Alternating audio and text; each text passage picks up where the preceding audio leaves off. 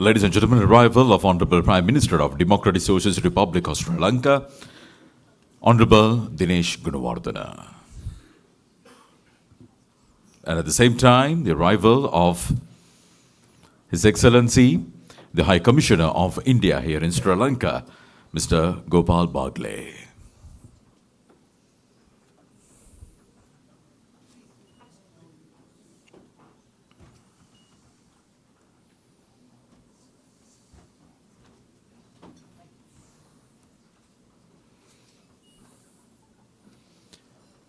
Thank you very much, everyone. Please be seated.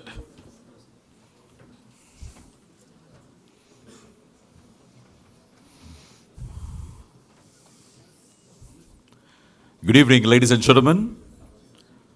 On behalf of the High Commission of India here in Sri Lanka, I would like to tender you all a very special warm welcome to India-Sri Lanka Business Summit, where we are ready to talk about enhancing connectivity, partnering for prosperity from a more business perspective and not in cricketing sense at the moment. We are indeed, ladies and gentlemen, honored to have amongst us Honorable Prime Minister of Democratic Socialist Republic of Sri Lanka, Honorable Dinesh Gunawardena, and at the same time, Her Excellency Srimati Nirmala Sitharaman, Honorable Minister of Finance and Corporate Affairs of the Government of India. And at the same time, ladies and gentlemen, I would like to acknowledge the presence of High Commissioner of India here in Sri Lanka, His Excellency Gopal Bagle. Welcome, sir. And to welcome all of you on a more formal note, ladies and gentlemen, to the India-Sri Lanka Business Summit, we'd like to call upon the Chairman of the Ceylon Chamber of Commerce here in Sri Lanka. Please welcome Mr. Duminda Ulangamua.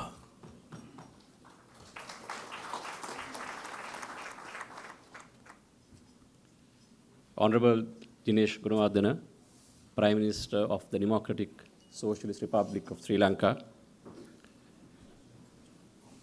Honorable Nirmala Sitharaman, Minister of Finance and Corporate Affairs of the Government of India, His Excellency Gopal Bagle, High Commissioner of India to Sri Lanka, Mr. Sanjeev Puri, President-designate of the Confederation of Indian Industry, Mr. Subrakant Panda, President of the Federation of Indian Chamber of Commerce Industry, and Mr. Muthu Komaraswamy Raghunaraman, Chairman of the Indo-Lanka Chamber of Commerce. Distinguished invitees, ladies and gentlemen.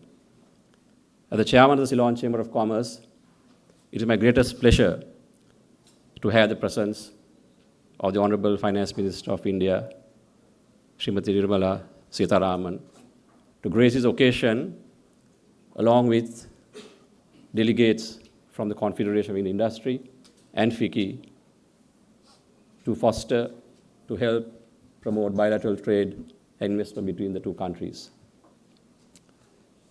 I know, Madam Minister, you have a very close relationship with Sri Lanka. You helped us in the past. In fact, you were the Minister of Trade when the ITCA negotiations took place. And thereafter, you have extended a lot of support to Sri Lanka. Although I know tonight you can't extend any support to us in the game of cricket. You have helped us quite a lot right away. The relationship between the Confederation of Indian Industry and the Ceylon Chamber spans a long period, I would say of about 35 years. And during these 35 years, we had an extensive discussion and collaboration with the CII. There have been trade delegations that came here and we went there. I remember even during the time of the COVID, we had virtual discussions quite a lot. And thank you very much, Mr. President, for the support you have given. I also want to acknowledge the President of FICCI here and the ongoing dialogue and relationship we are having with FICCI. We also had a delegation in 2017, and I hope that our relationship will continue to foster. Madam Minister, I must take this opportunity to thank you for last year, when Sri Lanka went through the financial crisis, when we were not sure of the next shipment of fuel that was going to come to Sri Lanka, people who stood in long queues for hours and days waiting for fuel, 12-hour long power cuts. When shipments arrived, it was a news item on social media. It was the government of India that came to our help. And your government extended almost $4 billion of support to Sri Lanka without conditions. And we acknowledge as a business community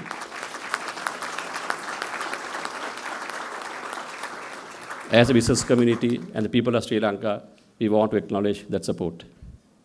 I'm also indeed glad that we have the presence of the Honorable Prime Minister here. Thank you, sir, for coming and showing us support by your presence here. Of course, Sri Lanka cannot forever depend on bilateral aid.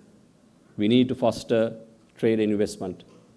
We need to see how we can create sustainable development through trade and investment, where we create employment to our people and have a sustainable economy rather than depending on bilateral trade every day. And towards its end, India has helped us, and India has brought a lot of investment to Sri Lanka in the fields of power, in the fields of infrastructure, in the fields of telecommunication, hotels, tourism. In large areas, India has made long, big strides of investments into Sri Lanka. And I believe that there are plans to develop the dairy industry as well. And I also hope that Indian delegation who's here will make use of the SOE divestment that taking place, and that you all can participate in the divestment program as well.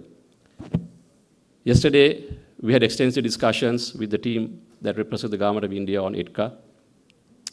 And we had delegation from Sri Lanka who participated in discussions to see how we can increase the export basket to India. We discussed both tariff and non-tariff barriers on both sides of the divide. And I hope that discussions will result in Sri Lankans being able to export more into India, and we can look at more bilateral trade and also investments into Sri Lanka. At the same time, it has to work both ways. We also need to be open ourselves, our gates as well, and be competitive in the global economy. So, with those few words, once again, I thank all the delegates who are here representing the CII and FICCI for coming to Sri Lanka to help our business, the industry and economy to foster. I want to acknowledge the presence of the High Commissioner who's here, who has been working very closely with the Ceylon Chamber over the years. Both Vish and I know the amount of visits and Krishan that we made to the High Commissioner's residence in the last year at the time of crisis. I mean, things were people on the road protesting, entering the government buildings. We were in his house one day, and you know what we went through, and you have been always helping us. And thank you very much. I acknowledge you and your team for organizing this lovely event. And once again, thanking Madam Minister for your presence here, and the Honorable Prime Minister for your presence here, and the delegation from India. I thank you very much for participating. We have about 80 participants from different industries representing Ceylon Chamber of Commerce. And I hope once the official celebrations are over, the networking sessions will help us to meet people and how we can foster this relationship further. So thank you once again, Madam Minister, for your presence, and Prime Minister, and all of you. Enjoy the rest of the evening. Thank you very much, Chairman of the Ceylon Chamber of Commerce, Mr. Duminda Hulangamu. Ladies and gentlemen, welcoming all of you whilst making the opening remarks. Would like to call upon now Mr. Sanjeev Puri, President-designate of the Confederation of Indian Industries, to make his opening remarks. His Excellency, Mr. Dinesh Gunawartane, Honorable Prime Minister of Sri Lanka, Srimati Nirmala Sitharamanji, Honorable Minister of Finance and Corporate Affairs, Government of India, Mr. Gopal Bagle, High Commissioner of India, colleagues from the industry, senior officials from the governments of Sri Lanka and India, ladies and gentlemen, good evening. It's indeed a privilege to welcome His Excellency and the Honorable Minister to this very important session. It's also a privilege to have the opportunity to share some perspective on this occasion. I'd like to first acknowledge and thank His Excellency for the immense support that all of us the Indian industry continues to receive in Sri Lanka. We've had the occasion today to meet with His Excellency, the Minister of Industry, with the Board of Investment, and I think the support and the warmth with which discussions have happened is certainly a source of immense encouragement to the Indian industry. So thank you, sir, very much for that. I'd also like to thank the High Commissioner for all the support that we have received, and also our colleagues in the Ceylon Chamber with which we've had a long relationships.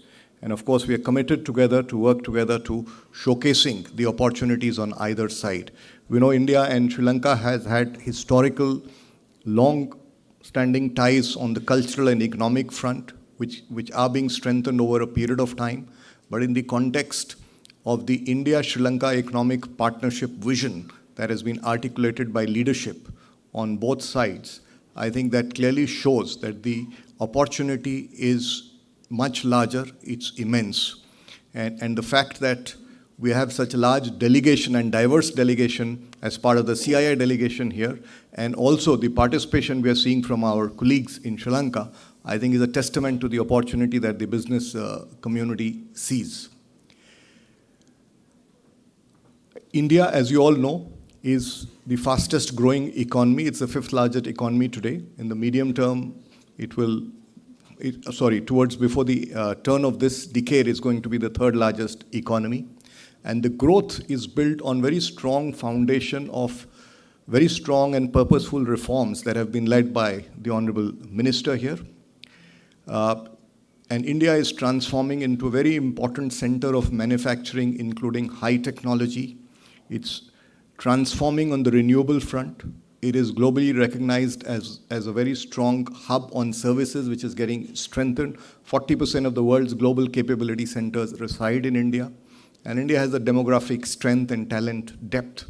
And given the experiences that are there in India, we're seeing the transformation by investments in the public infrastructure, both physical and digital. Digital particularly is an immense case study.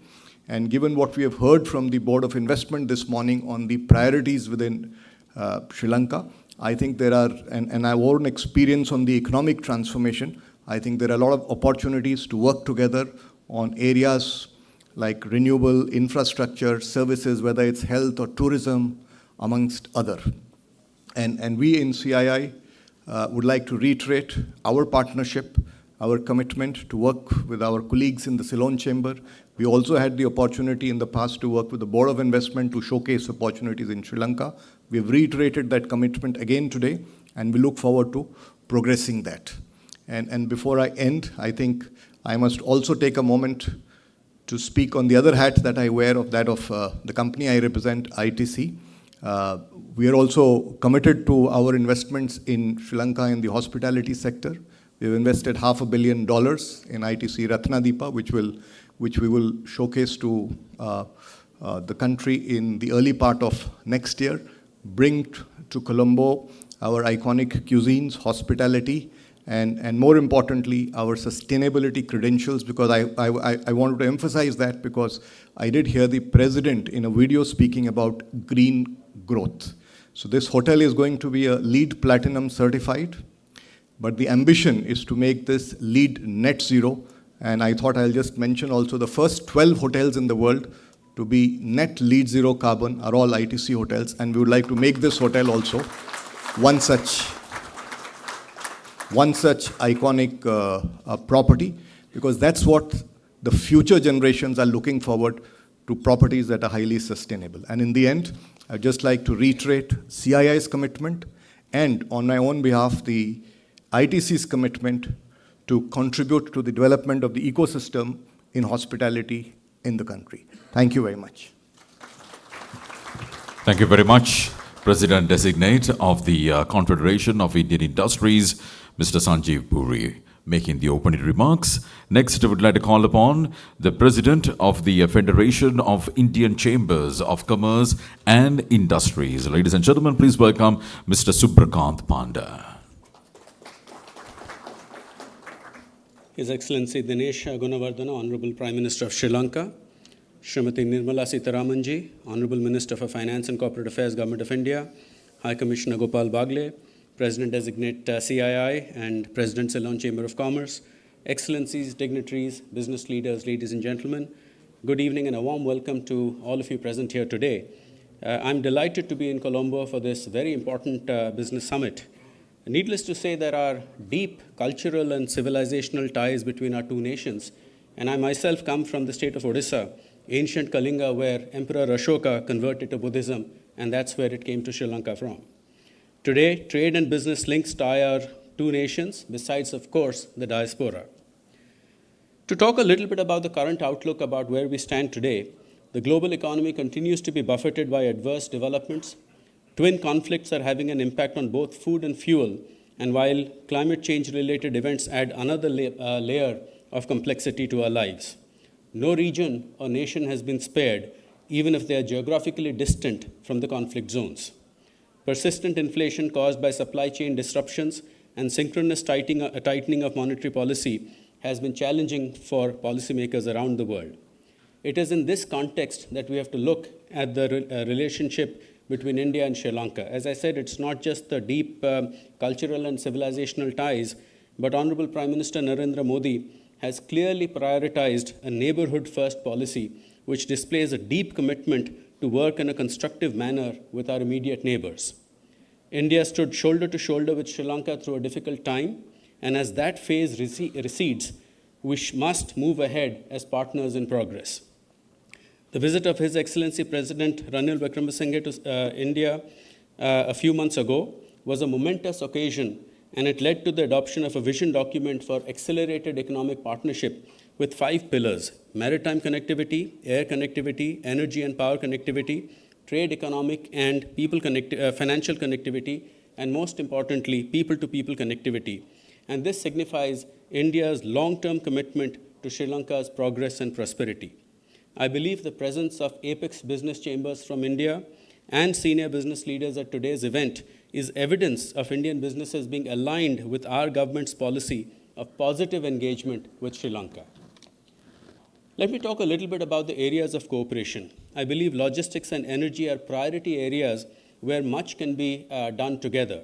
Improvement in regional connectivity will boost trade, while interconnected energy grids, which is what India has with some of our neighboring nations, but not yet with Sri Lanka.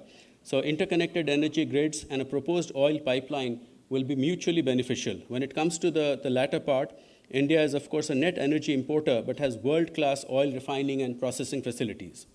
Digital public infrastructure, which you just heard Mr. Puri refer to, is an area where India has invested heavily and has achieved tremendous success, which has helped us leapfrog traditional constraints. And since the Indian rupee has been used for trade settlement since July 2022, I believe the UPI, or Unified Payments Interface, can be operationalized for digital payments by businesses and individuals. And India's experience can be leveraged in not just this, but other areas, be it platforms for EdTech or health tech, and many other areas, in fact. As you'd all be aware, as India has become the 5th largest economy and is marching ahead towards being the 3rd largest economy before the end of the decade, we are obviously working very hard, supported by conducive policies put in place by the Government of India, to become part of global supply chains. This, I believe, gives Sri Lankan firms an opportunity to become part of that ecosystem through interconnected investments. Finally, India is fast becoming a leader in renewable energy with more than 160 gigawatts of installed capacity and a target of 500 gigawatts by 2030. And this is a significant opportunity for us to invest in Sri Lanka, given that Sri Lanka itself has ambitious targets when it comes to renewable energy, aiming to meet 70% of its power requirements by 2030 from renewable sources. And finally, electric mobility is an area where India again has done well, and I believe that this can be used to bolster eco-friendly tourism in Sri Lanka. At the end, I'd like to talk a little bit about FICCI. First of all, many of you will be aware that it is India's oldest apex business chamber, established in 1927 with the blessings of Mahatma Gandhi. And we have significant outreach, especially to MSMEs, which can be leveraged. In fact, I believe that greater B2B engagement is essential to boost trade and investment. We had an interaction with Sri Lanka's High Commissioner Milinda Moragada in Delhi, followed up by engagement with the Ceylon Chamber of Commerce, and in fact, we signed an MOU with them today, revitalizing and reinvigorating ties, and that is where I believe that FICCI will work closely together with the Ceylon Chamber as well as businesses here in a very focused manner to support Sri Lanka's resurgence through private sector engagement. Thank you for the opportunity to speak to you, and I would once again like to welcome the Honorable Prime Minister and our Finance Minister, and I wish you all the best. Thank you very much.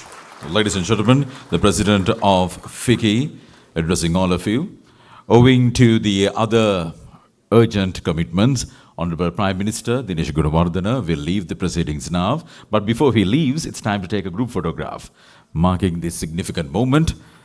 The India-Sri Lanka Business Summit, proudly hosted by the High Commission of India here in Sri Lanka.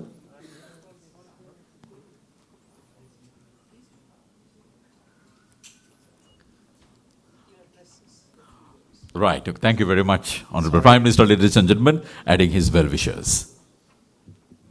Sorry, firstly, to barge in, but as I would leave, I would ask for your permission. Honorable Minister of Finance, and Nirmala Sitharaman, High Commissioner, the business delegation, heads of the business delegation, dear members, both Sri Lanka and India has had very long relationship in many areas that have to be today addressed again for development. India has progressed heavily as one of the world's largest economies, and also, I think, the world's largest population lives in India. Sri Lanka, since we faced the crisis, Madam, India has been given the strongest assistance to Sri Lanka to come out of the crisis, to which we all thank. Not only the government, but all the business community, trade and all sectors, we thank for the support given. Now, from here, we have to stabilize and take off for the future. That is what we engage by these discussions. I hope the discussions would lead into that area of future development. As I mentioned before also, I agree with the Honorable Lady Minister that Sri Lanka must tap the resources which has not been so far tapped in our country. We have to find new areas of development. That is up to the business world to take the leadership. The government has very clearly committed by His Excellency the President that we depend on the private sector. We depend on our private sector. We depend on joint ventures, investment, and the new possible financial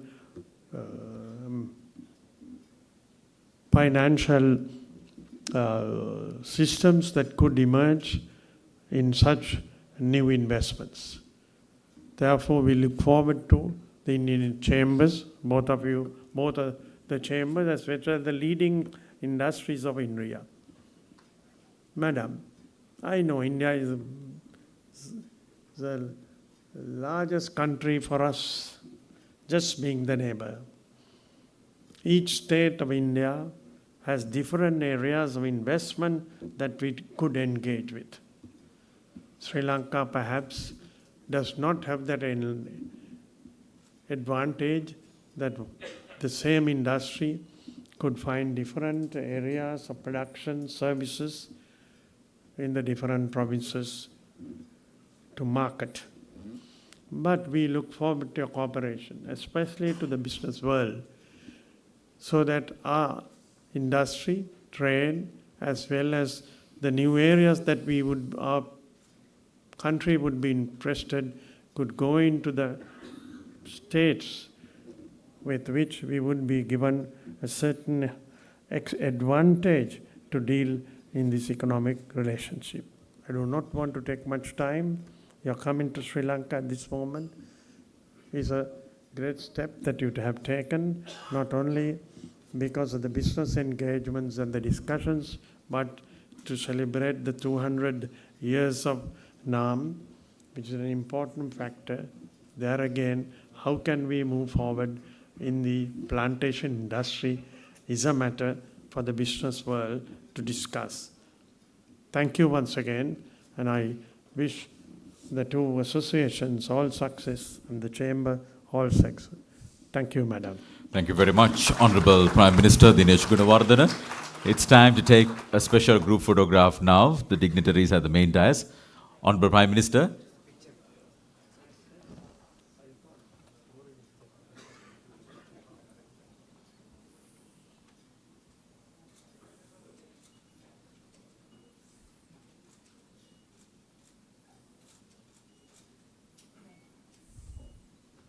Thank you very much. I would like to express our extreme gratitude to Honorable Prime Minister Dinesh Gunawardena, the Honorable Premier of Democratic Socialist Republic of Sri Lanka, gracing the occasion amidst your busy schedule.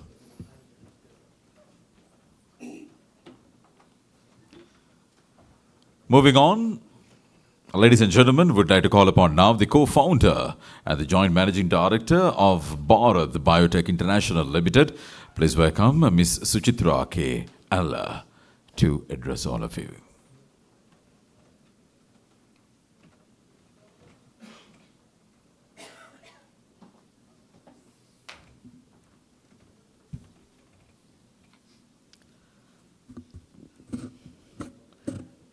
Good evening, and this is indeed a very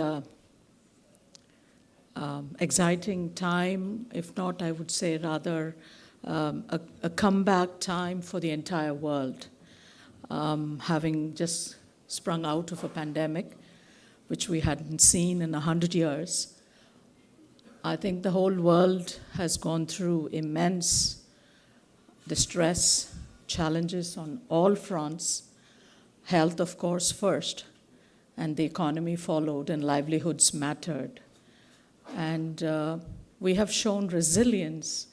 I think we owe it to all of us and to our countries and to the governments and to the strengths and the resources that we all depended on to survive the pandemic after 100 years, when it struck us. This is indeed momentous for me personally to be here in front of this August gathering of the chambers of Ceylon, the Confederation of Indian Industry, which I am a very part and parcel of, the FICCI, and in front of the Honorable Finance Minister of India is something that I had not thought about, because all this happened over this last weekend. Our engagement with the global economy, with the global world this time, is that India rose up to her challenges that was faced because of the pandemic. We rose and we stood tall. We were not buckled down in such a calamity, which was taking away lives, which was really tearing us apart.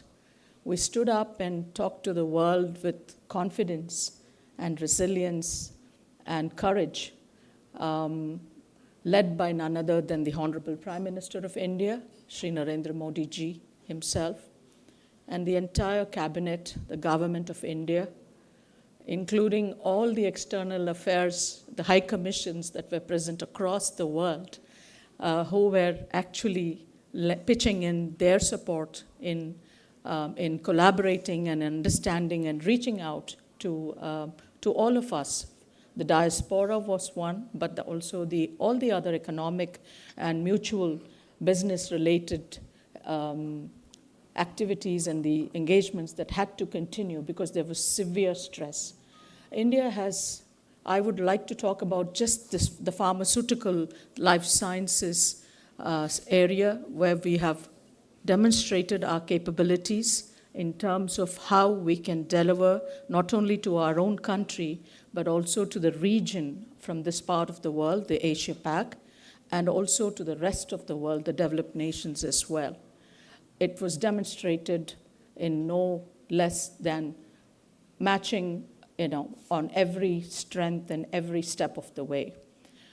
India manufactures vaccines. For those of you who probably have not heard this before, we manufacture vaccines close in billions of doses, take care of our own birth cohort of 27 million children being born in the country every year. In addition to that, we export it to more than 150 nations from across the globe. India stands tall in terms of having more than 70 US FDA approved pharmaceutical facilities across the country, an equal number of WHO approved facilities in vaccines and other biotherapeutic molecules. We have demonstrated that India is no doubt the pharmacy of the world. And I'm extremely honored, and I'm very happy to state that India developed her own vaccine for the first time for a pandemic and became the 5th nation amongst the tallest of nations to demonstrate it on technology and merit, and clearing all the regulatory regulations that exist across the world in terms of bringing out new developments and new products in such short time frames, which was less than 12 months. We've vaccinated 1 billion population times 2, which makes it 2 billion doses of vaccines, followed by a booster dose, which is not heard of. Thank you.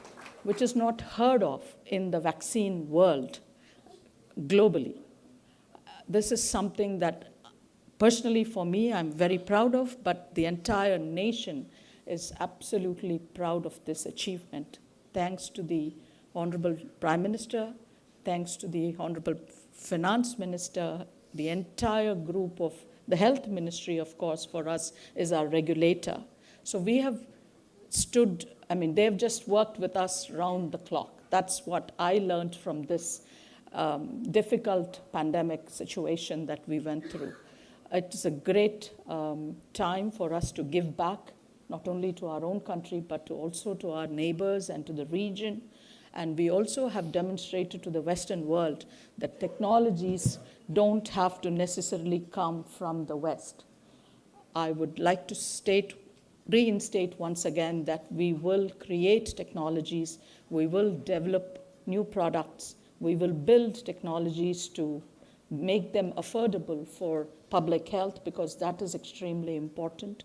And every nation, I know the importance of our own public health and the systems that we have to protect and safeguard when it comes to situations like this.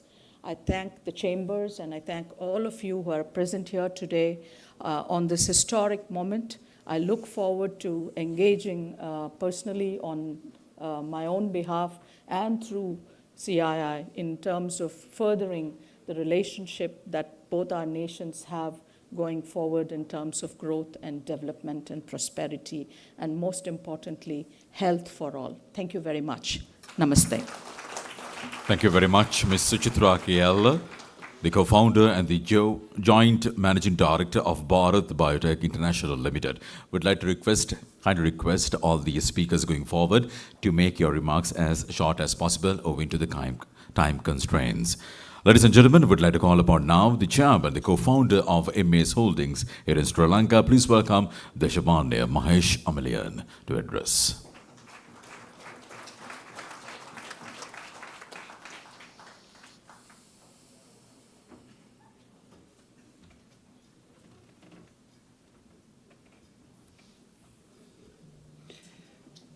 Srimati Nirmala Sitharaman, Honorable Minister of Finance and Corporate Affairs, Government of India, Honorable His Excellency Gopal Bhagle, High Commissioner of India, business leaders and dignitaries.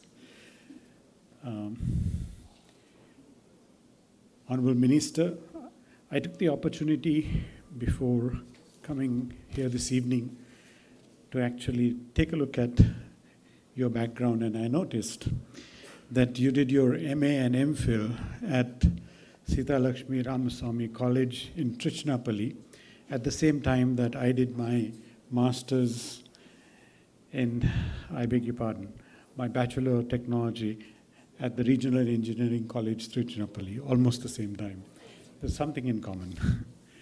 A little bit about myself and the company I represent.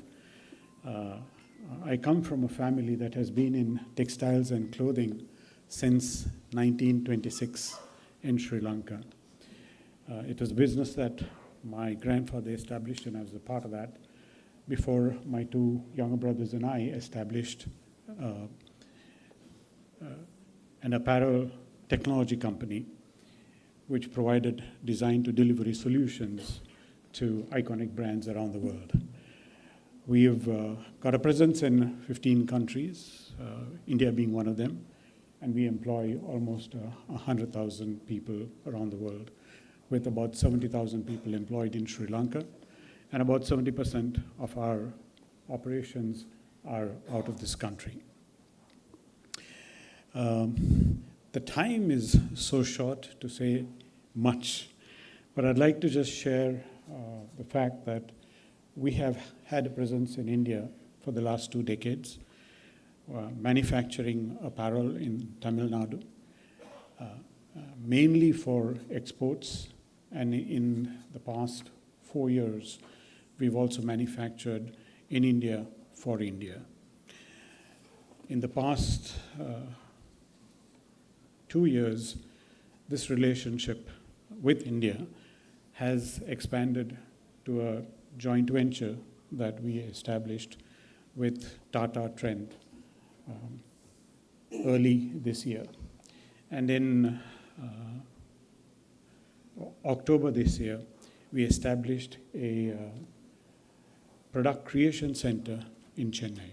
So we've had a long relationship with Chennai, with India, and as a manufacturer of apparel in Sri Lanka, one of the constraints that we have had is the limit that India has imposed on Sri Lanka through the bilateral relationship or trade relationship.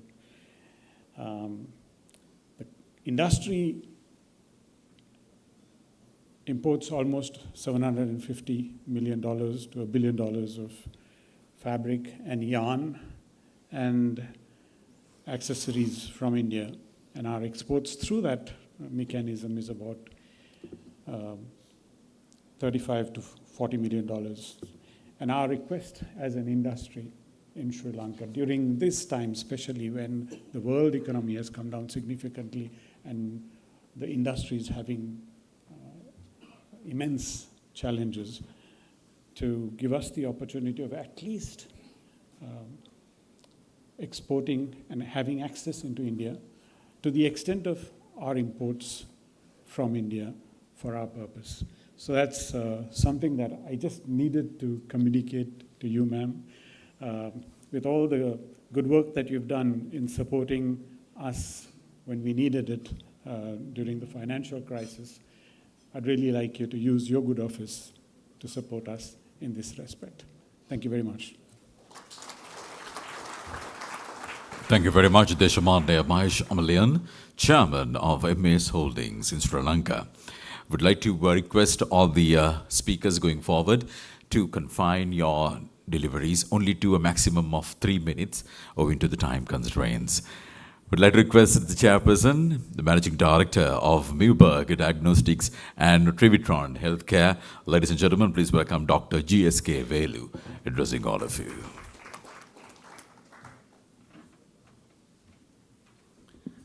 Good evening, friends.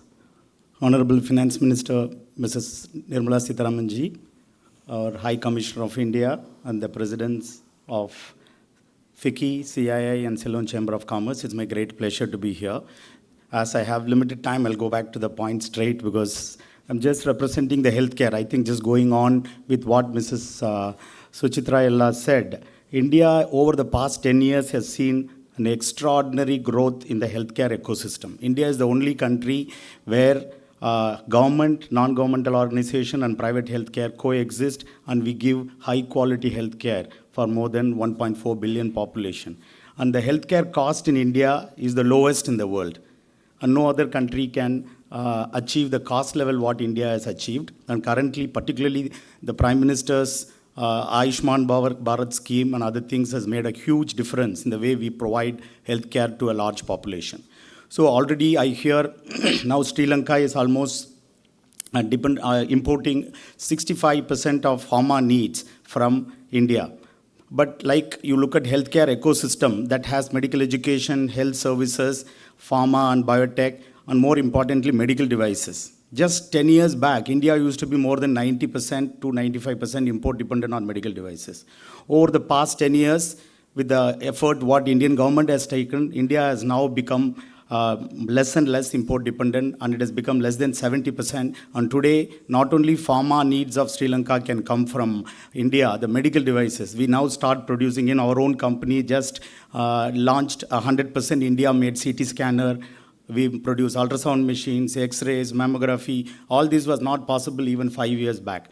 Today, I think still Sri Lanka is importing from the Western world. So for you to achieve the kind of healthcare cost we want to do, I think your answer is in the neighborhood. So I think we encourage, like the earlier speaker requested, what we need from the Sri Lankan government is quick product registration for made in India products, especially in medical devices. It sometimes take longer time for us to, so even then we have a very strong regulatory system in India. So like India has contributed to the pharma industry of Sri Lanka, we would like to do it in the medical devices space, even in health services. Our own hospital group and diagnostic groups are interested in coming and sharing our experience to reduce the cost of healthcare in Sri Lanka and also contribute to the high quality healthcare ecosystem, which is extremely important for economic development of any country. So from India, from FICCI's side, we have a very strong healthcare panel, both in the national level, also in the state level, and we'll be happy to get companies from the Sri Lanka to come to India to understand what is happening in India and implement some of the best practices here. And we will also be happy to invest in both services, medical devices, apart from what is happening in the pharma and biotech space. And that's what I would like to say today. And as everybody said, neighbor first. When our neighbors are happy and we are all working together, we can prosper together. And coming from Tamil Nadu, we have deep roots and a lot of relationship with Sri Lanka for many years, and we look forward to working with Sri Lanka very closely, and particularly in this area of crisis, I think several opportunities can be created, and we have been working in Sri Lanka for past 20 years, and in this new area, new arena of growth, we would like to even collaborate much more and make Sri Lankan ecosystem of healthcare much more cost-effective and quality-oriented. Thank you. Thank you very much, Dr. GSK Velu of Mayberg Diagnostics and Trivitron Healthcare. Next, we'd like to call upon the Group Managing Director of Sunshine Holdings. Ladies and gentlemen, please welcome Mr. Vish Govindaswamy.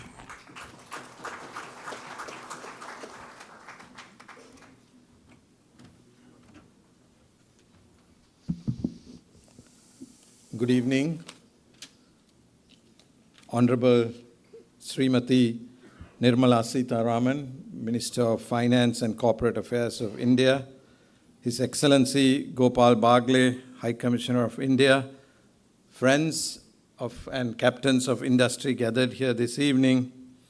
Our company has been in the business of pharmaceuticals and devices, as it was spoken. We have been importing and distributing majority of Indian pharma for the last 35 years or so. Very successfully so. And then we also joined the major company, the Tata Group, in managing tea plantations in Sri Lanka, and were the first to create local branded tea, and very successfully the largest branded tea in Sri Lanka today. So unfortunately, though we have been importing pharmaceuticals from India, I can't say that about exporting tea from Sri Lanka to India, even though there is a large quota in the FTA. So I hope with the ECTA discussions, this anomaly can be changed. And it's a lot to do with the mutual recognition agreement, which has been pending for a very long time, Madam. So it has been put down because the ECTA has not been signed. So I would sincerely ask you, while the ECTA negotiations are going on, to complete the mutual recognition agreement, which will allow a lot more food products like tea to be exported to India and create a much better business environment. Thank you very much. Thank you very much, the Group Managing Director, Sunshine Holdings. Next, ladies and gentlemen, please welcome the Deputy Managing Director, Chief Executive Officer of JK Cement Limited, Mr. Madhav Singhania.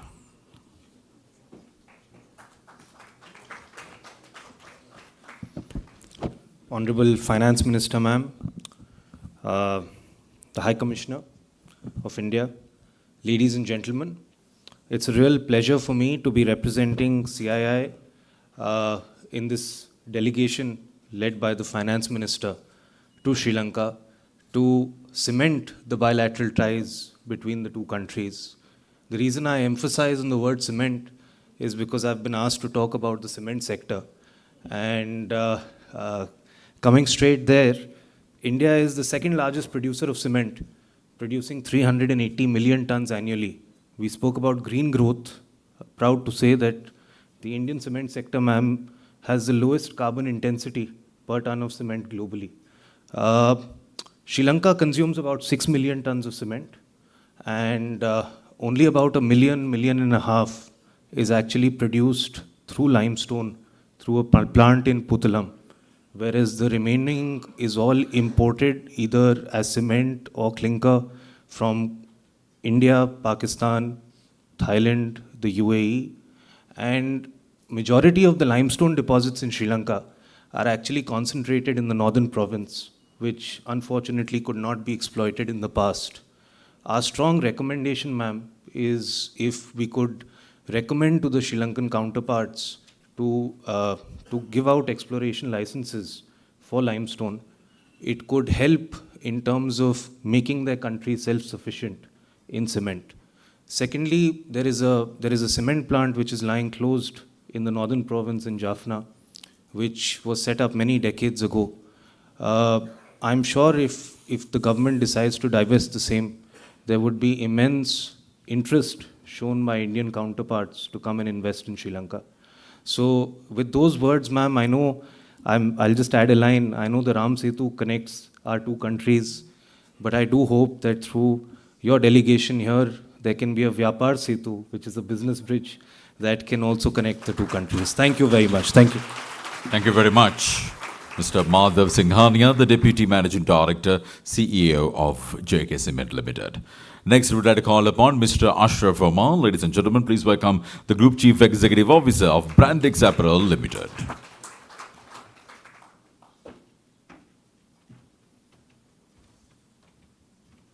I promise you I will be less than 3 minutes. Thank you.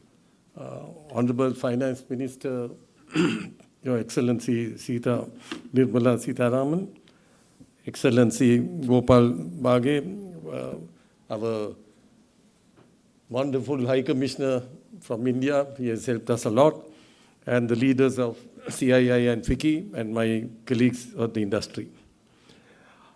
I echo the sentiments of some of my colleagues who thanked you for helping us in a when we were in a very deep crisis. And fortunately, we survived. And I heard some of the visitors who have come from India saying today that the economy has stabilized and we are going on to the next stage. So thank you very much. As exporters, we are extremely pleased that after a long pause, the negotiations have started. And we hope, especially from the apparel sector, we are excited that we have been emphasizing on one statistic. Almost 50% of the country's exports comprise of apparel. And it's just $5 billion. It's small potatoes where India is concerned. But our entry into India is restricted to about $30 or $40 million because it's 8 million units, $5 a unit At the high end, it will be just $40 million. So if 50% of the exports of $5 billion are restricted to 40, it's a big, big problem for us. And we are confident that this will be sorted out, that some type of mechanism can be agreed to so that we can have a little better penetration into the Indian market. And finally, on a personal note, I wish to thank you for the immense support you have provided for our 1,000-acre facility in Visakhapatnam, the Brandix India Apparel City, and I hope you continue to do so, supporting our Sri Lankan investment. Thank you very much. Thank you very much. The Group CEO of Brandix Apparel Limited. We'd like to call upon next, ladies and gentlemen, please welcome Mr. G. Srinivasa Raghavan, the Managing Director, TVS Automobile Solutions Private Limited.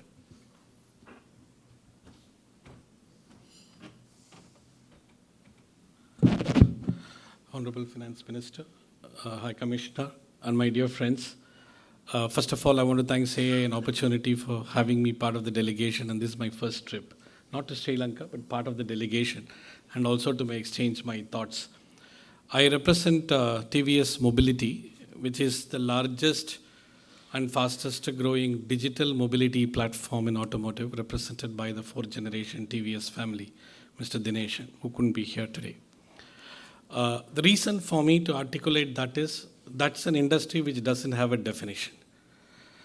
The reason being is, it's the largest digital platform which connects the entire ecosystem of automotive players, right from garages, which is around 100,000 garages in the country, in the platform, maybe the commercial truck owners, maybe around 500,000 truck owners in the platform, insurance companies, around 23 insurance companies, financial services companies, tire manufacturing companies, battery manufacturing companies, component manufacturers, vehicle manufacturers, all of them.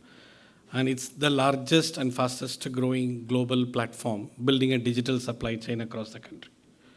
The reason for me to explain that is, digital technology gives us a very unique opportunity, not only to flip the curve or beat the conventional rebound of the economy, but add more growth or more expansion, at the same time completely transform the industry at large. And that is what we believe it could happen, because for us, Sri Lanka is our second home. We are here for more than 20 years. We've been through the crisis of pandemic, financial crisis. We still run and continue to grow profitably. We have around 400 of our people here and run completely by the Sri Lankan team from Sri Lanka. The credit goes entirely to them in building this partnership. The second one is, we have established a manufacturing plant thanks to the policies of the Sri Lankan government, which has a spin-off effect on two areas. One, which is very close to our CII, Mr. T.T. Ashok, it is, we are establishing an MSME or an SME manufacturing cluster, because under DVA, there has to be a greater participation from the component manufacturers. As we expand the models, there is a need to expand and establish a very strong SME connect, and therefore contribute to the growth of the economy. And I believe as the economy is rebounding, there is a greater opportunity in expanding the same.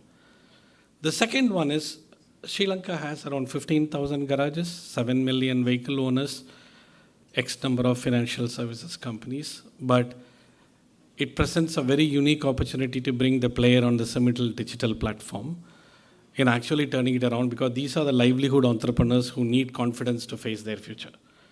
So I think there is a beautiful opportunity to bring the digital technology platform, which will not only trigger economic rebound, but also spur more startup environment where it can attract and retain the talent in the country and contribute to the overall, because it's been proved globally that these technologies expand the business by 30%. I think that's the partnership which we think we can bring, and not to go to a conventional rebound, but leapfrog. And that's opportunity in front of all of us. And I'm extremely optimistic about what the country offers. Thank you very much. Thank you very much. Managing Director, TVS Automobile Solutions Private Limited. Would like to call upon Mr. Krishan Balendra, Chairman of John Keels Holdings, next to address all of you, ladies and gentlemen. Good evening, everyone. I represent John Keels, which is a conglomerate in Sri Lanka into hotels, consumer foods, soft drinks, supermarkets, port operations, insurance, and other areas, often referred to as the Tatas of Sri Lanka. I think my colleagues have spoken about a lot of the areas that I would have wanted to cover. I'd like to thank the Finance Minister for all the assistance last year during our crisis. There's one area that I wanted to touch on, which is tourism.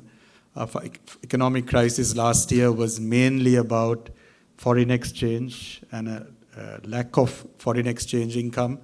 And while building our export industry is the solution in the medium to long term, tourism is the low-hanging opportunity for Sri Lanka, the short-term opportunity. In 2018, prior to COVID and problems in 2019 with the Easter Day bomb attacks, the country had about 2.3 million tourists, of which about 20% were from India. About 400,000 were from India. 2.3 million is a small number compared to a lot of Asian countries. Bali gets over 8 million tourists annually. But of course, it was a big number for Sri Lanka because it had grown from about 200,000 a year during the conflict, which ended in 2009. So it was an exponential growth.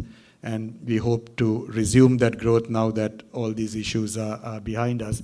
But the big opportunity is India.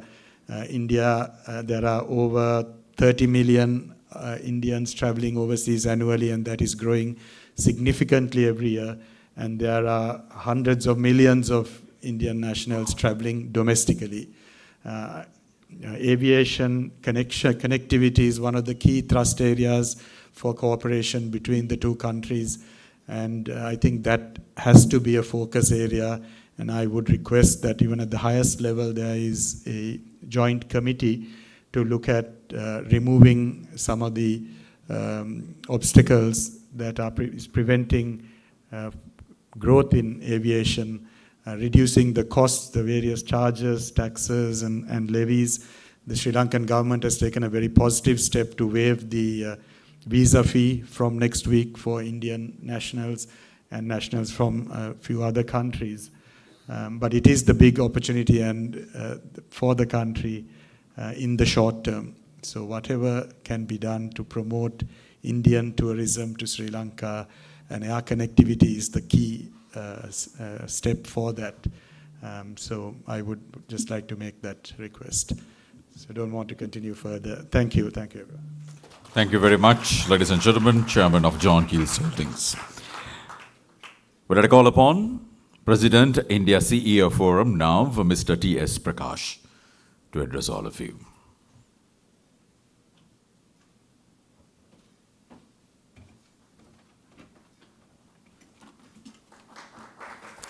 Honorable Mrs. Nirmala Sitharaman, Minister of Finance, His Excellency Gopal Bagle, and also the President of various chambers, FICCI, Ceylon Chamber, and Confederation of Indian Industries, and also my fellow speakers. I am honored to address this esteemed gathering as the President of the Indian CEO Forum. The Indian CEO Forum is comprised of Indian business leaders dedicated contributing to Sri Lankan's economy, growth, strengthening economic cooperation, and nurturing the new economic relationship between Sri Lanka and India. Over the first 5 decades, Indian investments have played a pivotal role in supporting the economy and creating employment opportunities for the youth of Sri Lanka. Our current initiative is focused on sustainable investment and create employment opportunities, promote skill development, and enhance livelihoods and economic activities to avoid the brain drain. To achieve this goal, Indian CEO Forum is presenting few measures for this to the Honorable Finance Minister of India. The number one is the investment in INR should be allowed not just for trade but also for all other sectors with the concurrence of both the governments. This will generate the inflow of INR for Sri Lanka, which could be used to trade, potentially saved up to 5 billion on annually, strengthening the bilateral trade between both the countries.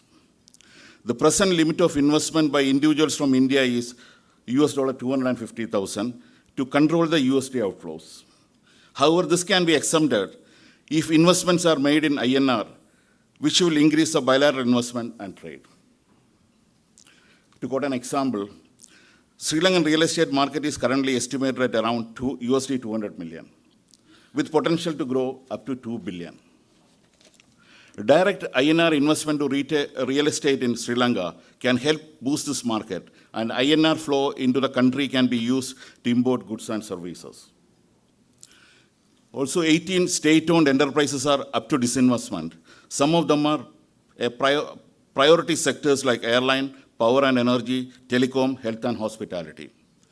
Indian government or private sectors can participate in SOE with partial settlement in INR. The INR can be used by government to repay the balance of payment or encouraging the trade with India on preferential terms.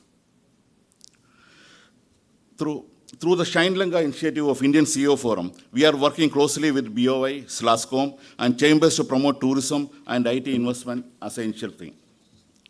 Sri Lanka needs investment in sectors like renewable energy, technical and medical education, ports and logistics, and digital and IT sector.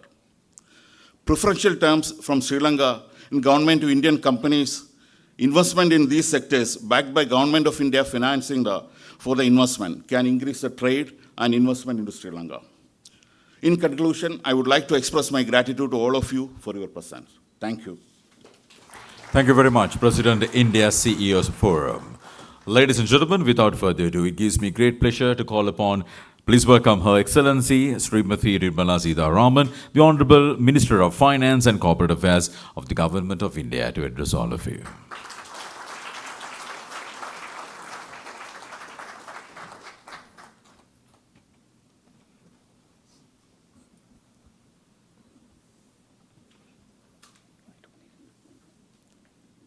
Good evening, and thank you for a very productive and meaningful exchange among businesses between India and Sri Lanka. I'll start with being thankful to the chambers of commerce and industry, that is the CII and the FICCI, for readily agreeing to come along during this visit of mine, and the other delegations who have come, being invited by the High Commissioner and also by the teams of the MEA and so on. So, first of all, thank you for doing this. I'm indeed grateful also to the Chamber of Commerce of Ceylon for presenting here, being present here and presenting some of your top business houses to speak and to voice the concerns. The intention of such a meeting is that. And here we start from a very strong footing. In July, when the President of Sri Lanka had visited India, together with Prime Minister Modi, they had declared or issued a vision statement, which was briefly recalled by one of the speakers. It essentially covers many of the areas which each one of you all have spoken about. And those are the areas in which India and Sri Lanka stand to benefit by greater cooperation. We need to have common areas quickly identified. We don't have time to lose. And why do I say that? India is growing fast. It's the fastest growing economy. We are showing macroeconomic fundamentals which are absolutely strong, and on that we are able to rapidly build confidence and grow faster. Now Sri Lanka needs that, and I'm conscious when I'm talking, because the quickness with which you have come out of the recent troubles shows that there is inherent strength in the entrepreneurship here.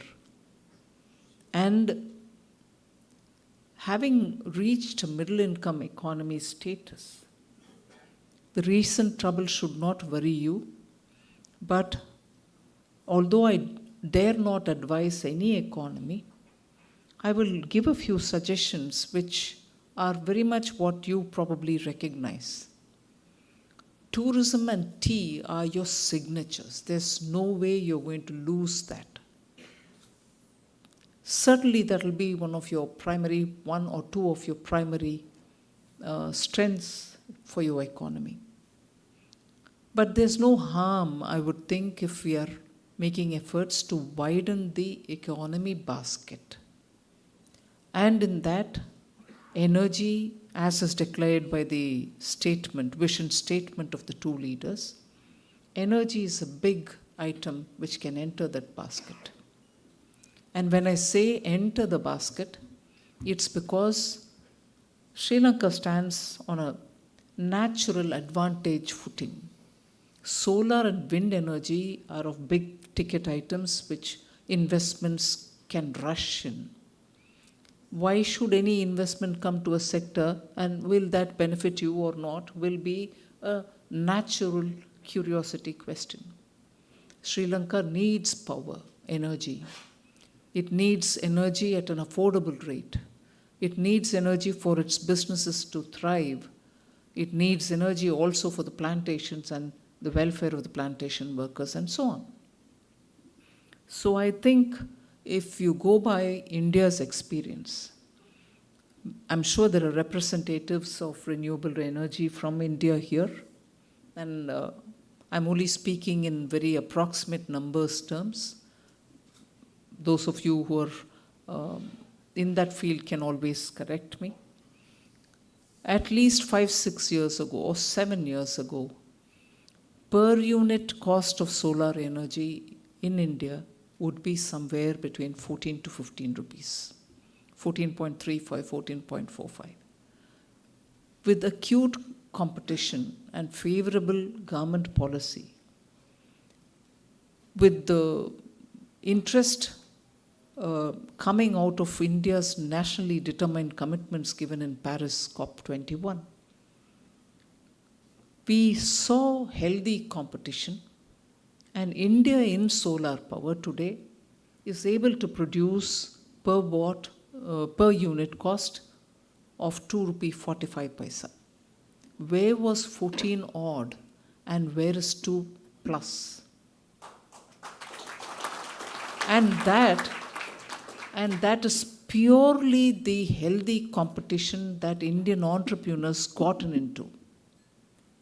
And that is not to say it's a country where, you gave free land, free this, free that. No. On a very conservative note, policy facilitated a lot of things, that today we have some of the biggest solar power parks producing several hundred megawatts, that we are able to look at 2030, as one of the speakers said early, was it Subrakanta, saying we will be producing 500 gigawatts by then.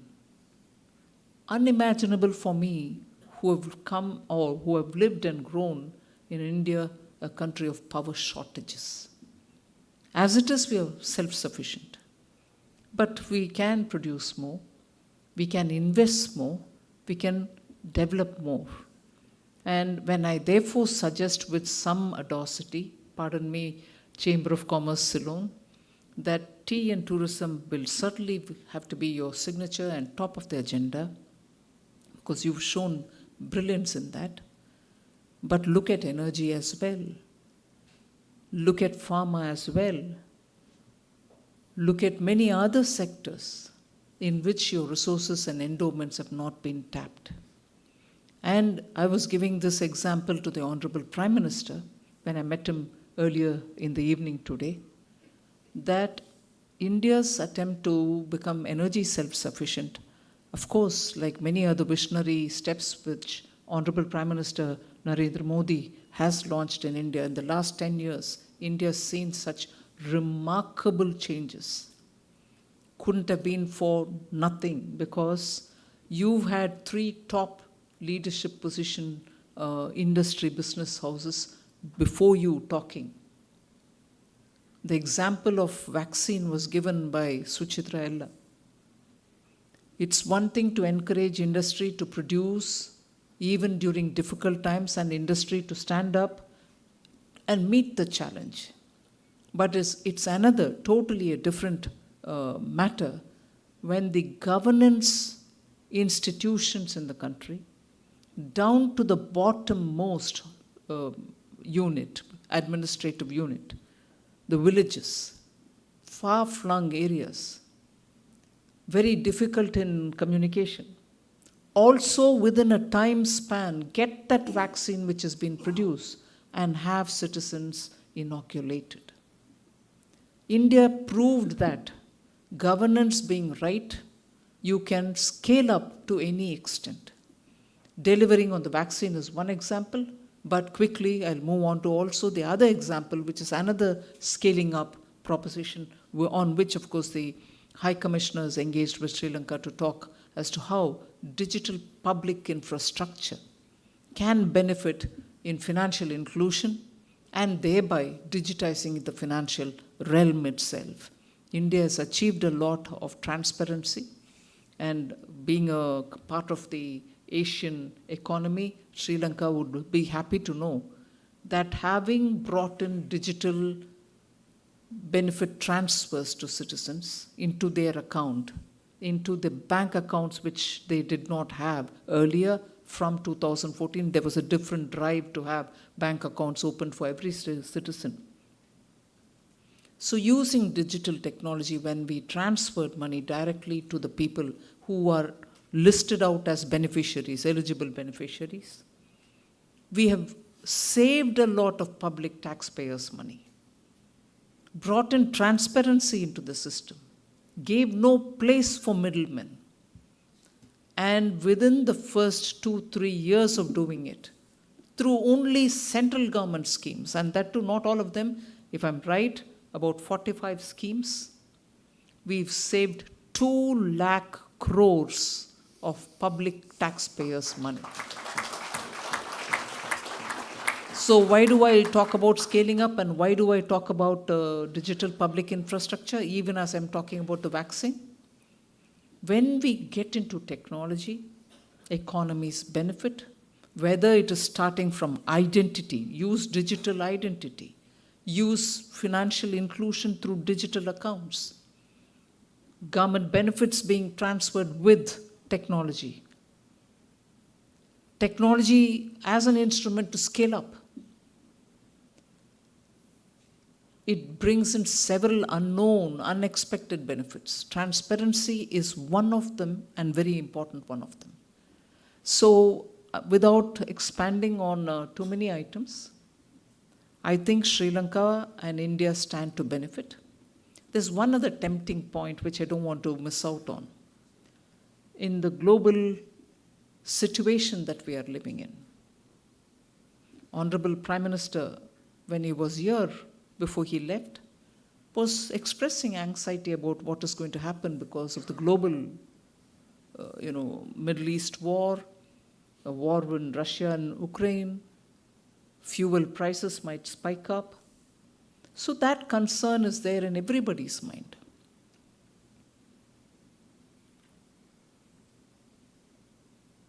Global multilateral treaties are now receding. Whether it's for the good or bad, I'm not commenting. It's not happening. People are not wanting to talk about multilateral agreements. There's more now. It might revive. I'm not closing the door on it. But now there is a greater interest in regional, get together and bilateral, so that you make sure your economy is protected. Your economy is going to be sure of facing uncertainties. So there is this, you can see all over the world now, a clear interest in wanting to have bilateral arrangements in regional currencies. Arrangement so that you ensure that there are not going to be shocks because of currency volatility. Arrangements so that there are no foreign exchange driven crises. Arrangements so that you're sure between the two countries, roughly understanding the strengths of each of the economy, You're able to be sure that your food security will be in place. Your energy is not going to go through a roller coaster ride. And therefore, countries think it is better to have regional arrangements where you know one another country, or bilateral arrangement where you know you have assessed for yourself. Now, should India and Sri Lanka also benefit from such an arrangement? I would think a big yes. Because there are so many commonalities. Similarly, there are also so many opportunities. So I would think for the set of industries which have come from India, all top-notch, and for the Ceylon Chamber of Commerce, the task is cut out. It is for us now to make sure that India and Sri Lanka can have some economy integration of some sort, so the supply chains are all effectively managed. So no foreign exchange crisis or no dependence. Nobody is expecting to be dependent on any one economy, but yet for logistical costs, for inputs in time, for some of the products which are essential but yet not completely produced by yourself, this kind of an arrangement would be of benefit for both our people. I would invite the Indian industries who have come here to have very meaningful point-to-point conversations with your counterparts in Ceylon, Sri Lanka. I see huge and immense potential for you to talk with them and for them to also exchange thoughts with you. The governments in both the countries are keen to facilitate any process that would help industry to grow. At least I'm very clear that Prime Minister Modi is keen that our neighborhood first policy would extend, and also the statement which was issued in July, which is a vision statement, can take us forward in this direction. So it is getting late. I'm sure there's a lot more to hear from one another. But thank you very much for giving me this opportunity. There's great future for both our countries, and we look forward to working together. Thank you. Thank you very much. Honorable Minister of Finance and Corporate Affairs, Government of India, Her Excellency Srimati Nirmala Sitharaman, for those words of encouragement and well wishes. Ladies and gentlemen, with that, we are ready to make the closing remarks, to propose the vote of thanks, and to say a very big thank you to certain teams, individuals who contributed towards the grand success of this evening. Ladies and gentlemen, please welcome Secretary General of the Ceylon Chamber of Commerce, Mr. Buenakabahu Pereira, to propose the vote of thanks.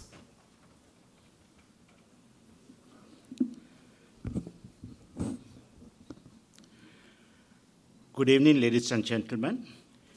It's my distinct privilege to address you at the conclusion of this remarkable event. The connection between Sri Lanka and India is deeply rooted in our historical ties and goes beyond diplomacy. Trade routes and maritime links have bound our economies for centuries, contributing to the rich exchange of goods and ideas. Our shared traditions, language, and customs have continued to bring our people together.